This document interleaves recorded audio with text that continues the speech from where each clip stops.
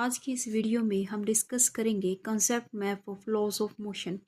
Starting में हमारे पास न्यूटन लॉज ऑफ मोशंस को हम न्यूटन्स लॉ ऑफ मोशन बोलते हैं, क्योंकि ये न्यूटन ने दिए थे। ये Newton's law of motion only applicable होते हैं इनर्शियल फ्रेम ऑफ रेफरेंस के। इनर्शियल हमारे पास दो फ्रेम ऑफ रेफरेंस होते हैं, एक इनर्शियल फ्रेम ऑफ रेफरेंस, एक non inertial frame of reference. Inertial frame of reference वो फ्रेम ऑफ रेफरेंस होते हैं जो कि या तो रेस्ट पे हो या वो यूनिफॉर्म वेलोसिटी से मूव कर रहे हो। और जो यूनिफॉर्म वेलोसिटी से मूव ना करें, नॉन यूनिफॉर्म मोशन हो या अदर वे में कहे जाए एक्सलरेटेड मोशन हो फ्रेम ऑफ रेफरेंस का, तो उसको बोलते हैं non inertial frame of reference. लेकिन जो न्यूटन्स लॉ ऑफ मोशन है एप्लीकेबल होते हैं only inertial frame of reference के लिए। न्यूटन ने 3 लॉज दिए थे, Newton's first law of motion, Newton's second law of motion and Newton's third law of motion.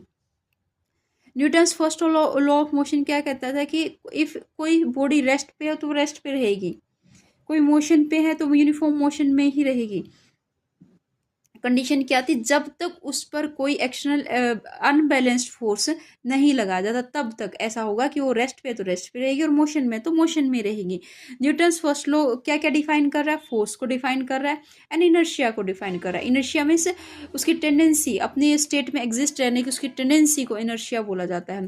Force को भी डिफाइन किया कि वो अनबैलेंस फोर्स की रिक्वायरमेंट होती है इसके अंदर उसकी मूवमेंट को चेंज करने के लिए। न्यूटन सेकंड लॉ क्या होता है, देखो न्यूटन सेकंड लॉ कहता है कि जो फोर्स होता है वो डायरेक्टली प्रोपोर्शनल टू होता है rate of change of momentum, F is equal to D P by D T. और ये fundamental law of Newton's law of motion होते हैं, क्योंकि इसके थ्रू मैं न्यूटन्स फर्स्ट लॉ भी ड्राइव कर सकती हूँ, न्यूटन्स सेकंड लॉ भी ड्राइव कर सकती हूँ।